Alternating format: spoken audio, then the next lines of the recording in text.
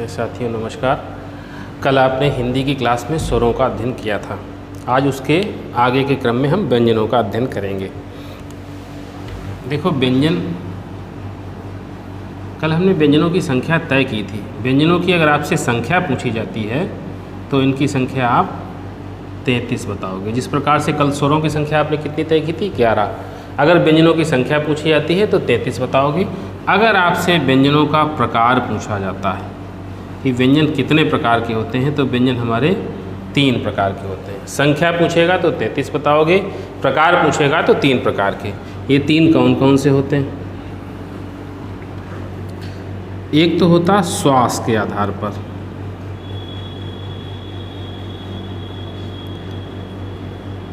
श्वास के आधार पर हम इसके 2 भेद करते। आप लोग खूब पढ़ते हुए, एक नाम आता अल्प प्राण का, एक नाम आता महाप्राण का। दूसरा भेद होता है इसका स्वर तंत्री में कंपन के आधार पर।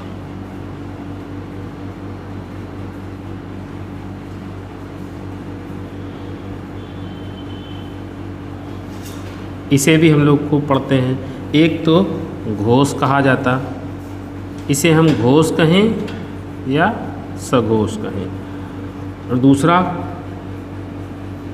अघोष होता। तीसरा एक इसका प्रकार और होता है जिसे हम कहते अव्ययों के अवरोध के आधार पर। इसके कई प्रभेद होते, जैसे स्पर्श व्यंजन, स्पर्श संघर्षी व्यंजन, अंतस्थ व्यंजन, ऊष्म व्यंजन, संघर्षी व्यंजन आदि आदि, लुंठित व्यंजन, प्रकंपित व्यंजन। इसमें कई भेद आएंगे, कई प्रभेद आएंगे। आपने देखो संख्या की बात जब करी तो 33 व्यंजनों की संख्या आपसे पूछेगा तो आप 33 बताओगे। प्रकार पूछेगा तो 3 प्रकार के। कौन कौन से 3 प्रकार के? एक तो अव्ययों के आधार पर, अव्ययों के अवरोध के आधार पर। इसमें स्पर्श व्यंजन, स्पर्श संघर्षी, अभी इनकी संख्या की बात करेंगे, इनकी डिटेल की बात करेंगे, लेकिन इससे पहले खाली हम इसका भेद बताते हैं। स्पर्श, स्पर्श संघर्षी, अंतस्थ, ऊष्म संघर्षी, पार्श्विक, लुंठित, कई प्रकार के व्यंजन इसमें आएंगे। श्वास के आधार पर, श्वास के आधार पर किस तरीके से? श्वास जो हम लोग लेते हो, हम लोग जैसे अनुलोम विलोम करते हो, उसी तरीके से हम तय करते हैं कि कम सांस की जहाँ जरूरत होती है जिन व्यंजनों, उनको हम अल्प प्राण बोलते हैं। जिन पे ज़्यादा जरूरत होती है उनको हम महाप्राण बोलते हैं। फिर इसकी भी डिटेल की बात आएगी। हम कहेंगे वर्गाणाम प्रथम तृतीय पंचमानाम एणश्च अल्प प्राणा, वर्गाणाम द्वितीय चतुर्थो षलश्च महाप्राणा। इनकी बात हम बाद में करते हैं। फिर तीसरा भेद होता है हमारा स्वर तंत्री में कंपन के आधार पर।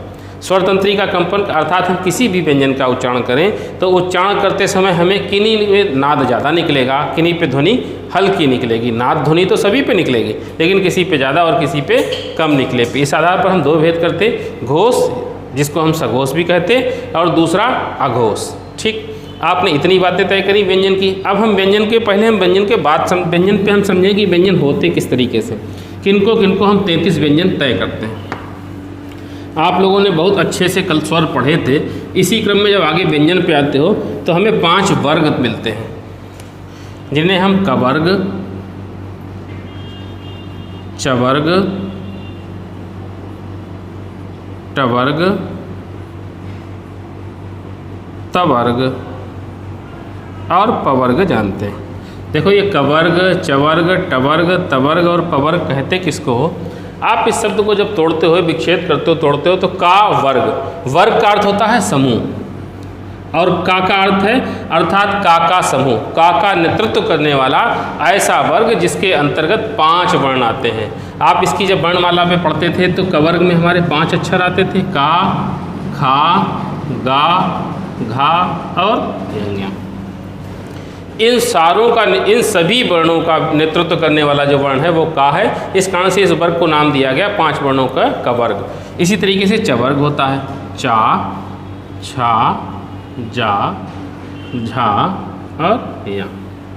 टवर्ग टा, ठा, डा, ढा और णा। तवर्ग ता, था, दा, धा और ना। पवर्ग होगा पा, फा, बा, भा और मा। अब ये 5 वर्ग तय हो गए। इन 5 वर्गों के अंतर्गत आने वाले ये जो व्यंजन हुए, 5 वर्ग और 5 वर्गों में एक वर्ग में 5 व्यंजन, अर्थात 5 × 5 बराबर 25 व्यंजन हो गए। इनकी संख्या कितनी तय हुई? 25। और इनको एक नाम दिया गया 25 व्यंजनों को।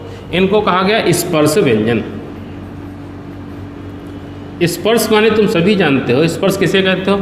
स्पर्श माने छूना होता है, अर्थात ऐसे कोई भी व्यंजन जिनके लिए हमें प्राणवायु हमारे मुख के किसी भाग से स्पर्श करती हुई बाहर निकलती है, उन सबको हम स्पर्श व्यंजन कहते हैं। इसका एक छोटा सा सूत्र होता है, अगर आपको ये वर्णमाला याद होती है तो अच्छा है, नहीं तो एक सूत्र होता है कादयो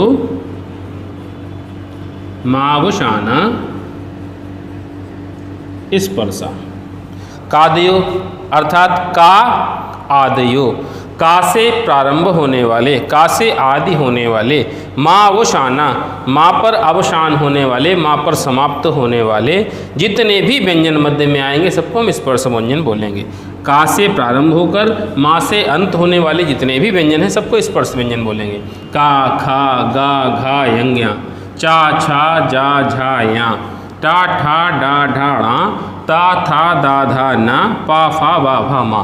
का से लेकर के माँ तक हमारे 25 व्यंजन तय हुए। फिर हमें इनकी अलग अलग व्यवस्था देनी होगी। इसी में से हम तय करेंगे कौन सा स्पर्श संघर्षी है, कौन सा द्विगुण उत्क्षिप्त निकल के आएगा, इसी में से अनुनासिक निकल के आएंगे। इनकी बातें हम बाद में करेंगे। इसके आगे फिर हम 33 की संख्या पूरी करने के लिए 25 स्पर्श व्यंजनों के बाद हम जब आगे आते हैं तो अगले व्यंजन हमें अंतस्थ मिलते हैं।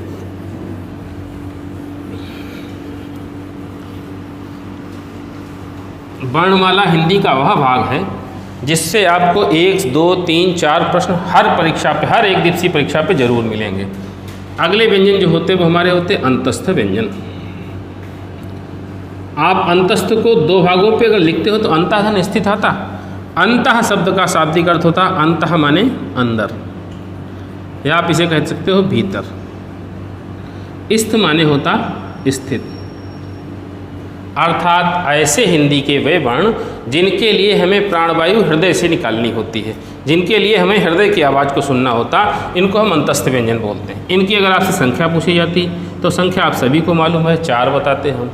फिर या, इनको कौन कौन से अंतस्थ हैं? वा, रा और ला। आप लोग इसको या रा लावा पढ़ते हो और लगभग किताबों पे आप या रा लावा ही पढ़ते हो। कभी कभी किन्हीं अच्छी परीक्षाओं पे क्रम पूछा जाता है, अगर क्रम पूछा गया तो आपको यही क्रम मान्य किया जाएगा। जैसे किसी परीक्षा में उस व्यंजनों का क्रम पूछा गया था, शा, शा, शाह, कौन से शाह को पहले लाएं, कौन से बाद में लाएं। अगर क्रम किसी परीक्षा में पूछा गया तो आपको यही क्रम बताना होगा, या, वा, रा, ला।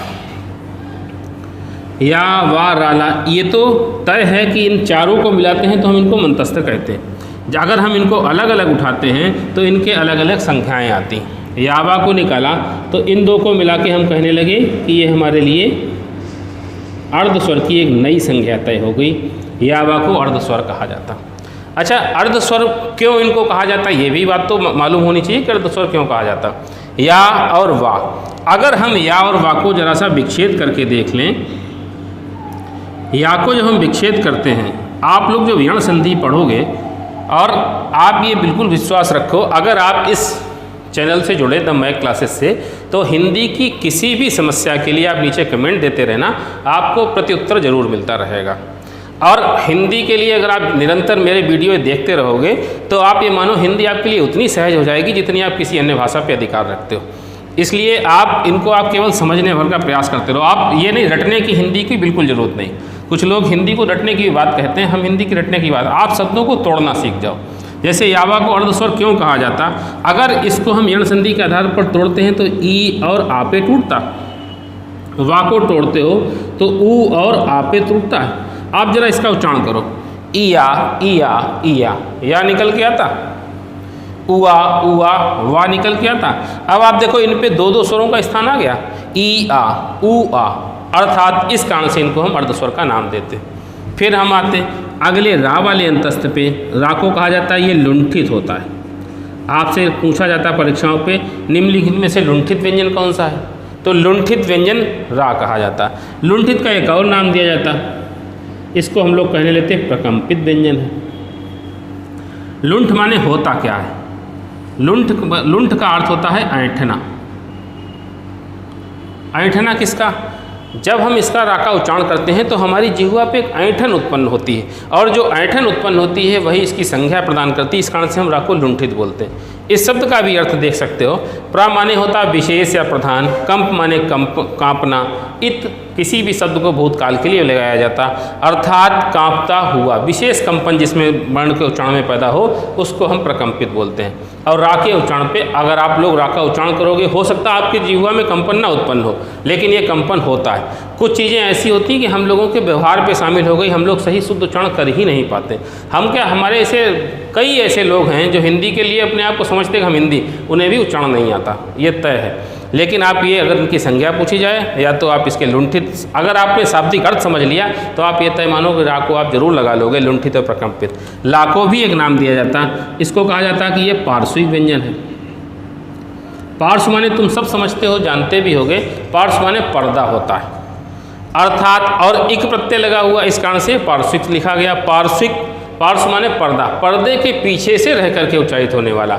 जब आप ला का उच्चारण स्थान पढ़ोगे तो हम आपको एक सूत्र बताएंगे, लतुलशानाम दंता, अर्थात ये दांत से उच्चारित होता है, और दांत रूपी पर्दे के पीछे से ला का उच्चारण हो रहा है, इस कारण से ला को हम पार्श्विक व्यंजन बोलते हैं। ये अंतस्थ व्यंजन तय हुए और अंतस्थ की अलग अलग संज्ञाएँ तय हुई। अंतस्थ के बाद हमें 33 की संख्या चूँकि पूरी करनी है, 33 की संख्या पूरी करने में हमें इसके बाद में हमें ऊष्म व्यंजनों का स्थान लेना होता। अब इसके बाद हम ऊष्म व्यंजन की विस्तार से चर्चा करेंगे।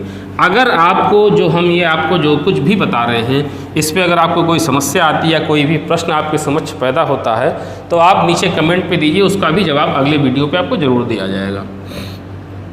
अगले व्यंजन होते हैं हमारे ऊष्म व्यंजन। देखो ऊष्म व्यंजन हम कहते किनको हैं? ऊष्म माने सभी जानते हो, ऊष्म माने ऊष्मा होती, गर्मी होती, अर्थात ऐसे व्यंजन, हिंदी के वे व्यंजन जिनके उच्चारण करते समय हमारे मुख में ऊष्मा का एहसास हो, गर्मी का एहसास हो। इनकी यदि संख्या पूछी जाती तो आप सबकी संख्या आप बताओगे कि 4 होती है। हम भी कहते हैं 4 होती है। शा, शा, सा और हा। लेकिन आपको ये बात ध्यान रखनी है, अभी विगत वर्षों में एक टीटी की परीक्षा हुई थी, उस व्यंजन हम सब 4 पढ़ते आए, अभी तक पढ़ते हैं, संख्या 4 ही होती है। लेकिन आपने देखा उस परीक्षा का थोड़ा सा स्तर जब बढ़ा तो उसने उस व्यंजनों की संख्या 3 रखी थी। वो परीक्षा प्राइमरी और जूनियर दोनों पे उसने उस व्यंजन जब भी पूछे तो तीनों सा रखे, हा को नहीं रखा था। उसके पीछे भी तो कोई कारण होगा।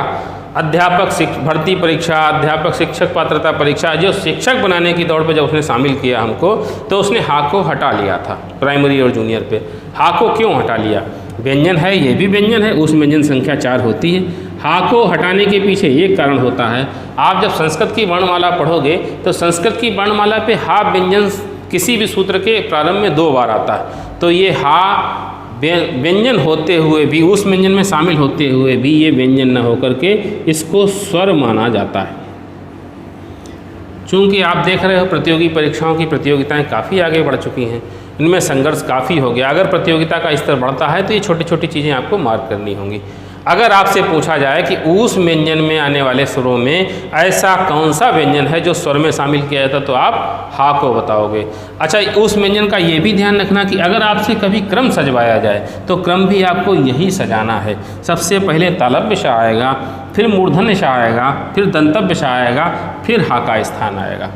इस तरीके से आपने देखा, हमने सबसे पहले स्पर्श व्यंजन तय किए। स्पर्श व्यंजन की संख्या कितनी तय करी थी? 25। फिर हमने अंतस्थ व्यंजन तय किए, इनकी संख्या कितनी तय करी थी हम लोगों ने? 4। फिर अभी आप देखो ऊष्म व्यंजन तय किए, ऊष्म व्यंजन की संख्या कितनी तय करी हमने? 4। अब चारों को जरा, तीनों को जब जोड़ते हैं, 5 4 9 4 13 की 3 हासिल लगा 1 33। अभी आप इससे पहले देख चुके हो, हमने कहा था कि व्यंजनों की संख्या कितनी होती है? 33। व्यंजनों के प्रकार हमने तय किए थे, 3 प्रकार के होते। अब अगले वीडियो में हम उसकी भी चर्चा करेंगे कि व्यंजन किस प्रकार से 3 प्रकार से तय होते हैं। धन्यवाद।